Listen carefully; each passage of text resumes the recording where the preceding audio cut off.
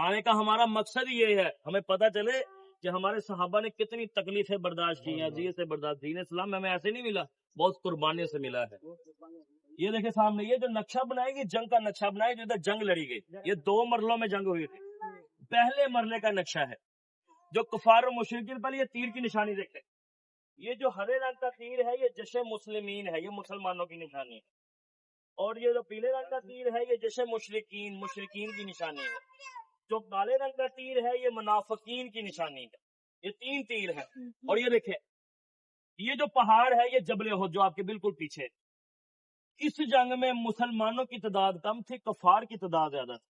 جو کفار و مشرکین آئے تھے وہ پیچھے سے آئے تھے، انہوں نے پیچھے سے حملہ کیا تھا، وہ مکے کی طرف سے آئے تھے، وہ ایسے آئے تھے. یہ دیکھیں یہ جبل احد کے پیچھے سے ایسے انہوں نے حملہ کیا، ایسے آئے تھے. وہ 3000 تعداد میں تھے، وہ لکھا ہو مشرکین 3000 تعداد. یہ جبل احد ہے. اور مسلمانوں کا قافلہ کہاں چلا؟ یہاں سے مدینہ. یہ دیکھیں المدینہ، یہ اللہ کے نبی کا شہر. اللہ کے نبی کی قیادت میں 1000 کا قافلہ مدینے سے چلا تھا، جن میں سے 300 نے اللہ کے نبی کا راستے میں ساتھ چھوڑ دیا، جسے منافق بولا گیا. یہ منافق کون تھا؟ یہ عبداللہ بن ابی. یہ وہ منافق تھا، رہتا اللہ کے نبی کے ساتھ تھا لیکن دل میں کیا بغض رکھتا تھا، جس کا جنازہ پڑھنے سے اللہ تعالیٰ نے سختی سے روک دیا تھا. کیونکہ جو اس کا بیٹا تھا وہ اللہ کے نبی سے محبت رکھتا تھا، عشق رکھتا تھا. اس نے سفارش کی یا رسول اللہ آپ میرے باپ کا جنازہ پڑھائیں. جب آپ میرے باپ کا جنازہ پڑھائیں گے تو اللہ رب العزت میرے باپ کو بخش دے گا. جب اللہ کے نبی کھڑے ہوئے تو اللہ نے فوراً جبریل کو اتار دیا، حکم دیا جبریل جاؤ جا کر میرے محبوب کو روکو، اگر آپ اس منافق کا جنازہ پڑھائیں میں اس منافق کا جنازہ قبول نہیں کروں گا. آپ اس کے لیے 70 بار استغفار بھی پڑھیں گے میں پھر بھی جنازہ قبول نہیں کروں گا. یہ وہ منافق ہے جو رہتا آپ کے ساتھ تھا لیکن دل میں بغض رکھتا تھا. جس نے آپ کے ساتھ بغض رکھا اس نے میرے ساتھ بغض رکھا. آج کے بعد آپ نے کسی منافق کا جنازہ نہیں پڑھانا. پھر اللہ صورت منافقین تاریخ جو قرآن مجید میں موجود ہے کہ منافق کا جنازہ کبھی قبول نہیں کیا جائے گا. پیچھے 700 مسلمان رہ گئے. اللہ کے نبی کی قیادت میں 700 آگے چلے، خروج مسلمین لکھے ہوئے، مدینے سے نکل آئے 700 مسلمان. جب 700 کا قافلہ آیا تو اللہ کے نبی نے 50 صحابہ اس پہاڑی کے اوپر کھڑے کر دیے جس کے اوپر لوگ کھڑے کیے ہوئے ہیں. لوگ کھڑے تھے.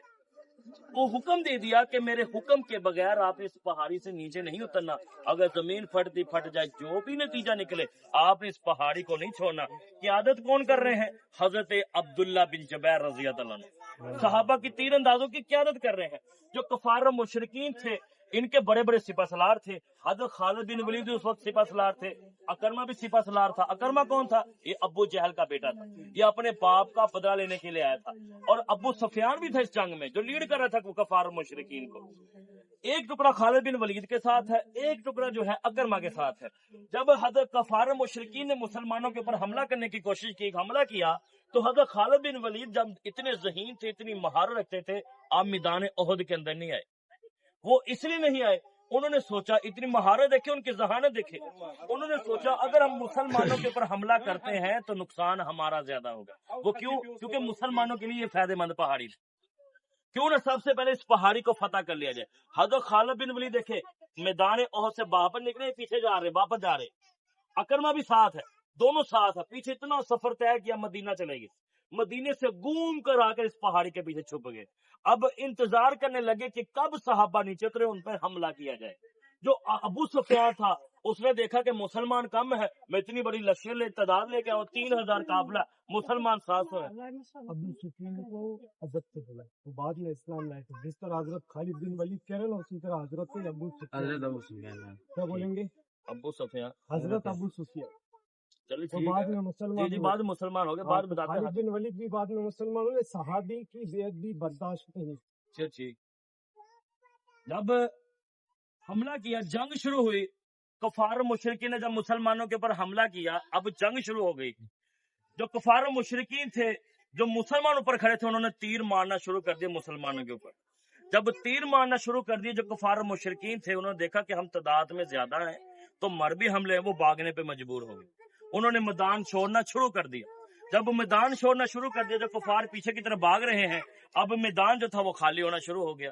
جب خالی ہونا شروع ہو گیا جو نیچے مسلمان کھڑے تھے انہوں نے دیکھا کہ مسلمان ہم جنگ جیت چکے ہیں. اب انہوں نے کیا کیا، جو اوپر مسلمان کھڑے وہ بھی دیکھ رہے ہیں کہ دور دور تک کفار نظر نہیں آ رہے کہ ہم جنگ جیت